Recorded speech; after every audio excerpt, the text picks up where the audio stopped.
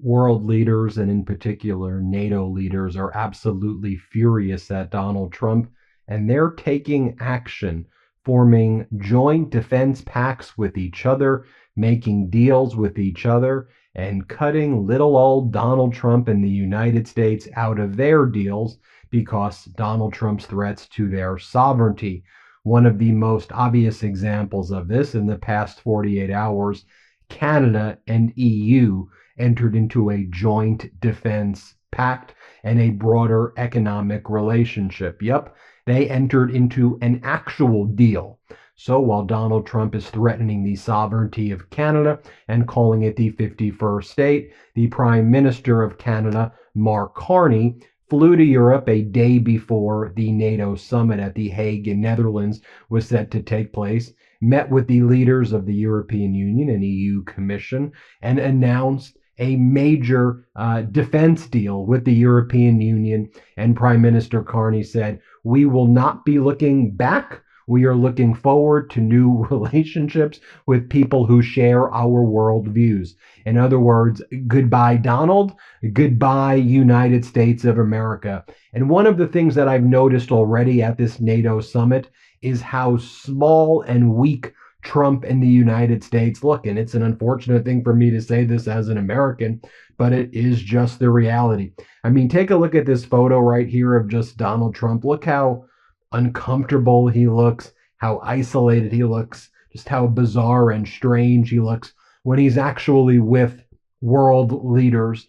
When he's in his safe space like Air Force One or Mar-a-Lago in the White House and he can yell at reporters, he sings a different tune. So before he flew to the NATO summit in The Hague, or while he was flying, he spoke to reporters and they asked him, "Are you committed to Article 5 of NATO?" And Donald Trump says, "Well, I don't know. It depends on your definition. There's lots of definitions." No, Donald, there are not a lot of definitions of Article 5's Mutual Defense Pact, which, when it was invoked in the past, was done to help the United States after 9/11. But here's what Donald Trump said. Play this clip. Are you still committed to Article 5 of NATO? It depends on your definition. There's numerous definitions of Article 5. You know that, right? But I'm committed to being their friends. You know, I've become friends with many of those leaders, and I'm committed to helping them. And it just seems that all Donald Trump wanted to do was talk about Vladimir Putin. Here's what he had to say. "Putin called me. Putin called me." Here, play this clip. You know, I'd like to see a deal with Russia. As you know, Vladimir called me up. He said, "Can I help you with Iran?" I said, "No, I don't need help with Iran. I need help with you." And I hope we're going to be getting a deal done with Russia. And then Trump is asked if he will meet with Zelensky, and here's what he had to say. Play this clip. Do you think you'll meet with Zelensky when you're there? Yeah, probably. I'll see him. Yeah. What would you say to him? Say, "How you doing? They're tough. He's in a tough situation. Should have never been there." So now talking about this joint defense pact between Canada and the European Union. Here's the headline. Canada signs defense pact with EU. The partnership will help both Ottawa and Brussels deliver NATO's new capability requirements. But let's dig deeper. Can I show you what the defense pact actually looks like? Not a fake deal, but a real deal. Here's the defense pact. You'll see it right here. Security and defense partnership between the European Union and Canada. Let's just take a look at the preface of it. Here, let's take a look. The European Union and Canada face a deteriorating security environment and must tackle common threats and challenges together. Trump. Trump. What do you think they're talking about here? Our security is interconnected and interdependent. It is not limited to traditional military and defense-related issues, but is increasingly multidimensional, ranging from the rapidly evolving cyber, emerging tech and hybrid threats to maritime and outer space, including the protection of critical infrastructure and societal resilience and economic security. The EU and Canada are closely aligned in their adherence to international law and are united to uphold and strengthen the rules-based international order based on the purposes and principles of the United States Charter. Again, that's a reference to Trump, if you haven't realized. Respect for human dignity, freedom, democracy, equality, the rule of law, and human rights underpin the cooperation between the EU and Canada. The EU and Canada are also key and strategic partners in security and defense. As highlighted in the EU Strategic Compass for Security and Defense, the EU and Canada have long-standing cooperation in security and defense, demonstrates a joint commitment to peace and security. It goes on to talk about how in this current security environment, mutually reinforcing EU-NATO strategic partnerships is essential for Euro-Atlantic security. This partnership is implemented in line and with the agreed principles of mutual openness and transparency, inclusiveness, reciprocity, in full respect of the decision-making autonomy and procedures of both organizations. And it goes on to talk about, in light of the shared foreign security policy challenges, including Russia's unprovoked and unjustified war of aggression against Ukraine, the EU and Canada are also closely aligned in their firm and enduring support of Ukraine.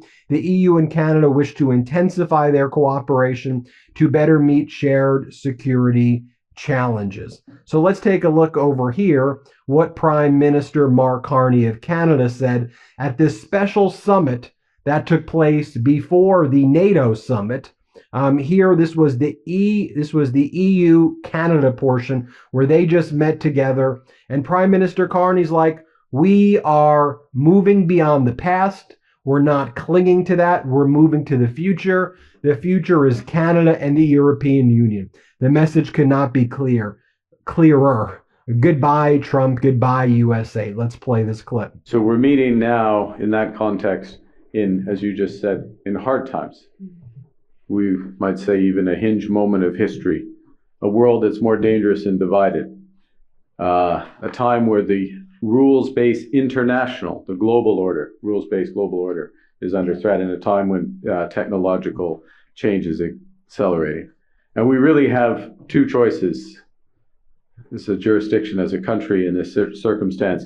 We can nostalgically look back and long for the old order to somehow return, or we can build a new one with purpose and partnership. And as the most European of the non-European countries, Canada looks first to the European Union to build a better world. And that's what today is about. It's about building on our triple alignment of values, of interests, and of trust built over the years. And so today, this is a new era of cooperation. Our strategic Canada-EU or EU-Canada strategic partnership for the future will build a new and deeper relationship that brings us closer together, from defense to digital, from supply chains to security. We're launching comprehensive negotiations across multiple areas of cooperation, connection, trade, security, digital, climate. And this will make us both more resilient and more prosperous.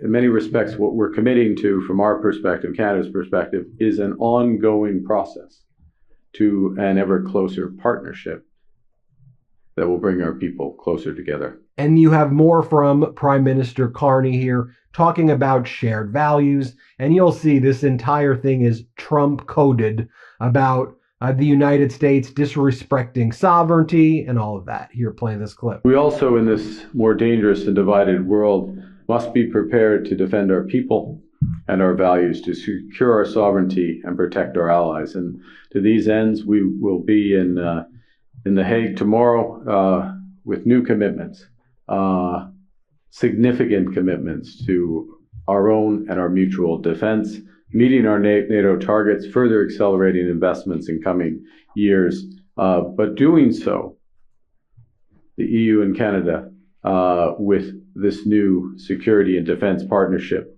which provides for this increased cooperation across the full spectrum of security. It will help us deliver on our new requirements for capabilities more rapidly and more effectively. It will help build our industries, secure our jurisdictions. So we are very pleased to be taking this important step towards participation in SAFE as part of Rearm Readiness Europe, bringing shared expertise, joint research and innovation. You know, at its core, final word, Europe was born as a project of peace. And Canada, over the years, over the decades, has served alongside European allies in pursuit of that peace. It's that, in those circumstances, from Vimy to Juno, that the world came to know the value of our strength. But now we're working alongside the European Union to combat climate change, to achieve the Sustainable Development Goals, and to protect, amongst other things, academic and scientific freedoms. In these ways, the world knows the strength of our values. And this partnership, which is in defense and security and economics, really builds those strengths in both our jurisdictions and lives up to our values. So with that, thank you for the partnership. It's not over. As you say, we have dinner, and I know in Europe, dinners are long and they involve a lot of work, at least when they're in this building. Other dinners in Europe are long and involve very little work, but this one will involve a lot of work, but so be it, because we have a lot of work to do. So with that, I'll hand back for questions. Thank you. Then you had European Council President Antonio Costa. He spoke, and here's what he had to say. And again, this is clearly directed at Trump. Play this clip. Together, we continue to uphold the values that unite us. At a time when the rules-based international order is under pressure, when multilateralism is under attack, the European Union and Canada stand out as responsible, predictable, and reliable partners. Here's a longer portion of that speech. Let's play it. Our 20th summit is much more than a symbolic milestone. It is a powerful political statement. The European Union and Canada are among the closest allies in the transatlantic space. We see the world through the similar lens, and we stand for the same values. We have always stood by each other, and we will continue to do so. Building upon these very solid foundations, we have agreed to forge even stronger bonds. With the support of the 27 member states, we will take our strategic relationship to an unprecedented level of closeness. That's why today marks a turning point in our history. First, on defense. We have just signed the European Union-Canada Security Defense Partnership. It is a reflection of our mutual commitment to peace, transatlantic security, and deeper cooperation in building defense capabilities. It opens new opportunities for companies on both sides of the Atlantic.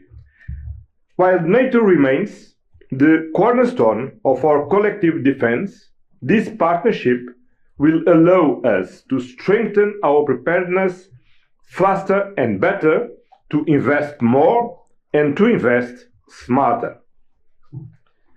On the economic front, we agreed to expand our trade flows and promote our economic security. Thanks to the Comprehensive Economic and Trade Agreement, since 2017, bilateral trades in goods and services has surged by 71%, demonstrating the tangible benefits of our free trade agreement for citizens and business alike. CETA belongs to a new generation of trade deals. It protects workers, preserves the environment, and safeguards our trademarks. Now we are working on expanding this relationship and broadening our cooperation. Our new joint agenda will allow us to work more closely in the fields of digital trade, energy security, labor mobility, and the supply of critical raw materials.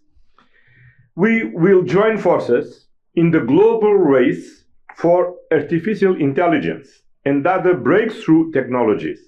And we will also foster people-to-people ties and promote exchanges in education and innovation while firmly defending academic freedom. Together, we will fight climate change. Global problems require global collaboration, and the European Union and Canada can rely on each other. Our prosperity is interlinked, and together we are stronger. Let me tell you, if there's a surefire way to wake up feeling fresh after drinks with friends, it's with pre-alcohol. ZBiotics Pre-Alcohol Probiotic Drink is the world's first genetically engineered probiotic. It was invented by PhD scientists to tackle rough mornings after drinking. Now here's how it works. When you drink, alcohol gets converted into a toxic byproduct in the gut. Now it's a buildup of this byproduct, not dehydration, that's to blame for rough days after drinking. Pre-alcohol produces an enzyme to break this byproduct down. Just remember to make pre-alcohol your first drink of the night, drink responsibly, and you'll feel your best tomorrow.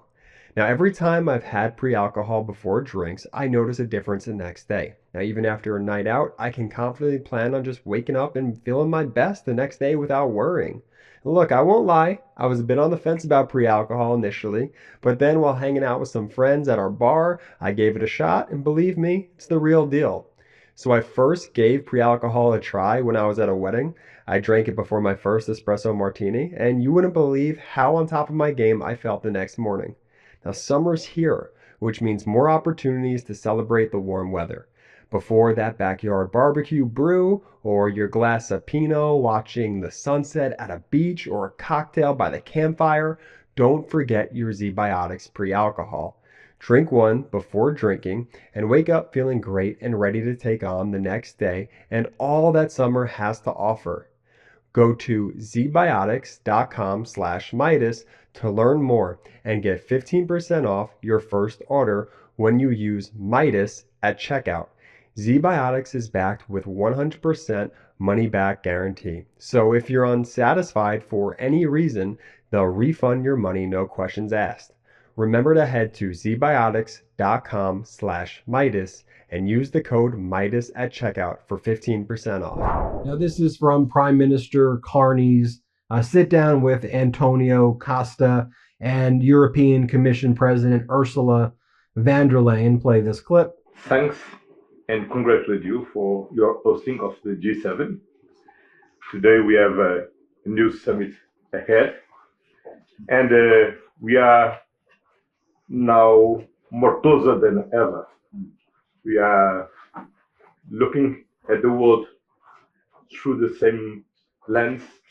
We are sharing the same values, and for sure in this meeting we uphold our partnership for a new level. Here's another clip from that meeting right here. Now we put some of what we discussed at the G7, what we have worked on over the years, into practice with the security and defense partnership.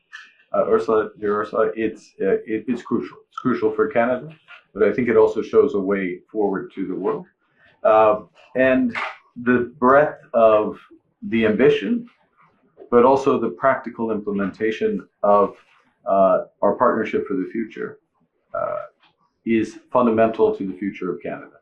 And if I might put it in one direction, of course, the Union is under your leadership has been moving to an ever closer union. We look forward to moving to an ever closer partnership with the European Union. Here's what Ursula von der Leyen had to say during her portion of the speech. And again, this is all anti-Trump coded right now. Play this clip. You have indeed a vast country, and I'm happy to see more of it. Same goes for you, Antonio. So we'll be back, and we're very curious to see where you will lead us to, perhaps to the Arctic, which is so important to both of us, and where we have been so clear about the EU support to our Greenlandic partners. Dear Mark, you took the helm of the G7 presidency in challenging times, and you delivered. You brought countries together at a moment when unity is more vital than ever. You helped bring focus to pressing issues, encouraged frank exchange. And you said at this moment, we have to turn the many challenges into change. That is what we are doing today as we meet here in Brussels. As the saying goes, hard times reveal true friends. In these challenging times, we're taking huge steps forward to deepen our strategic partnership. And let me start with defense. Canada and the European Union have been working closely on this for years, both bilaterally and in NATO. Canada has been leading NATO's enhanced forward presence in Latvia since 2014. You're making Europe's eastern flank stronger and safer. And today we're stepping up our cooperation. As you said, we signed a security and defense partnership. It will strengthen Canada's role in Europe's rapidly evolving defense architecture. And it's just the beginning. We will now swiftly launch talks on Canada's access to a joint military procurement instrument. We call it SAFE. It's 150 billion euros. And together we will define where our cooperation can have the most value added and where we should channel joint investments. It will be good for our industries, it will be good for our people, and it will be good for the transatlantic security too. And of course, it will be good for our continued support to Ukraine, because the more we invest in the highly innovative Ukrainian industry, the more the industry will be capable and the better Ukraine can defend itself. Dear Mark, Canada has shown incredible generosity to Ukraine, training almost 45,000 troops, welcoming the refugees. Today, Ukraine needs our support more than ever, and you made it clear in Kananaskis last week. We are determined to explore further sanctions to maximize pressure on Russia to come to the negotiation table. So far, the European Union and its member states have mobilized almost 150 billion euros. The friends of Ukraine, all of us, we must now plan for more support for 2026 and beyond. And of course, our focus is turned to the Ukrainian Recovery Conference in Rome in July. And as a key member of our donor platform, Canada is contributing significant financial support to Ukraine, crucial assistance for reconstruction projects, as well as invaluable technical assistance. In Kananaskis, we also discussed the importance of open, stable, and free trade among partners. It's a powerful foundation of our prosperity. CETA is our shared success story that illustrates this perfectly. And indeed, Antonio, you mentioned the 17% increase in trade since 2017 in numbers. It is, in 2023 alone, total trade reached an impressive 123 billion euros. And thanks to CETA, the EU's GDP grew by 3.2 billion, while Canada sees a 1.3 billion euro boost each year. So CETA stands as a strong symbol of the power of free and fair trade. I must say 98% of our tariffs line are zero. I repeat it, zero. We know that the ratification process is still ongoing, but we are committed to get this done. And then finally, I have to share with you my friend Charlie Angus. Maple Midas through and through. Charlie Angus has become one of my best friends in the fight for democracy. You've seen him here. I always hear you saying, show more Charlie Angus. Here was Charlie Angus's take on the U.S. striking Iran. And he gave this take before Trump's fake ceasefire and before we found out that Donald Trump basically lied about all of lied that the nuclear facilities were destroyed. You'll see how Charlie Angus addressed this issue. Here, play this clip. And Benjamin Netanyahu looks like he's sitting on top of the world. Well, actually, he's sitting on top of a pile of bones, bombed out hospitals, thousands of dead Palestinian children, and a Middle East that is now on fire. Netanyahu has used the forever war as a means of staying ahead of the corruption courts, and he's just managed to sucker the United States into providing him cover. So no doubt he's feeling pretty good right now. There was no Iranian nuclear threat. American intel told the president there was no Iranian threat. Tulsi Gabbard, yes, that Tulsi Gabbard, the queen of mega misinformation, testified there was no Iranian threat.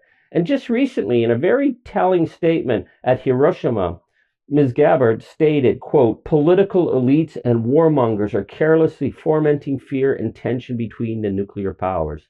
Well, Donald Trump didn't like that. But just this past March, it was actually thought that Donald Trump might be the guy to bring the Iranian regime in from the cold. That was when there was negotiations and diplomatic means between Tehran and Saudi Arabia as an American proxy, where they were talking about lifting the sanctions on Iran as an act of goodwill to de-escalate the nuclear program and bring Iran to the table. And Donald Trump was thought he could be the guy to do it because, hey, he really wanted, well, he wanted then the Nobel Peace Prize, but he'd also said he never supported foreign wars. So maybe Donald Trump was the guy to make that happen. But Benjamin Netanyahu was going to make sure that Trump was not going to deliver. Netanyahu stated immediately that the terms of conditions for Iran coming to the table would be regime change. Now think about this. Iran is not just a country, it's one of the world's oldest civilizations. It's a country of 90 million people sitting on the third largest oil reserves in the world, the second largest natural gas reserves in the world.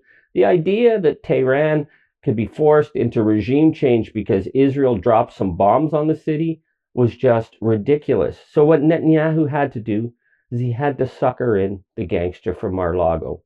And hey, that's not all that hard.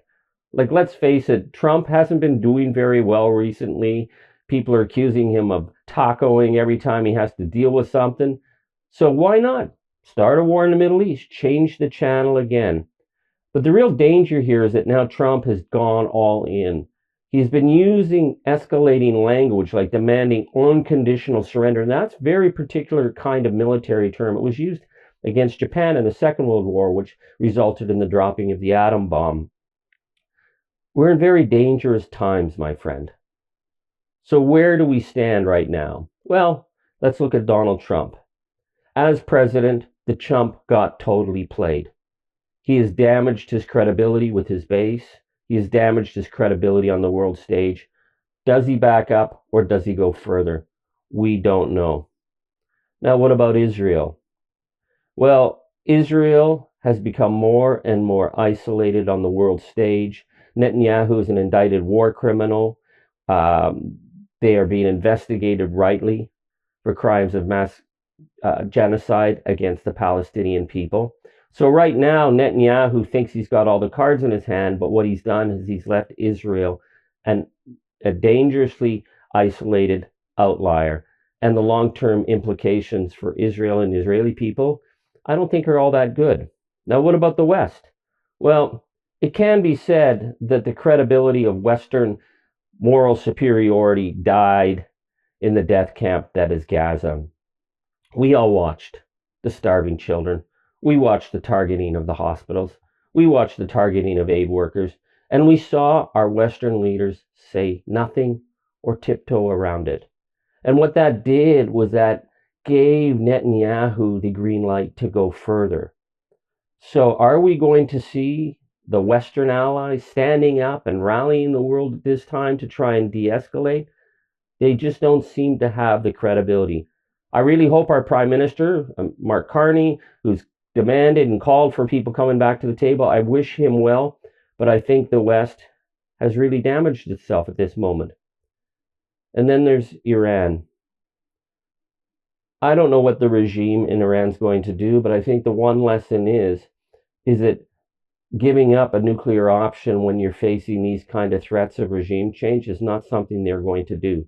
So if they weren't going to go nuclear before, they're probably going to go nuclear now. And that's the world we're in right now.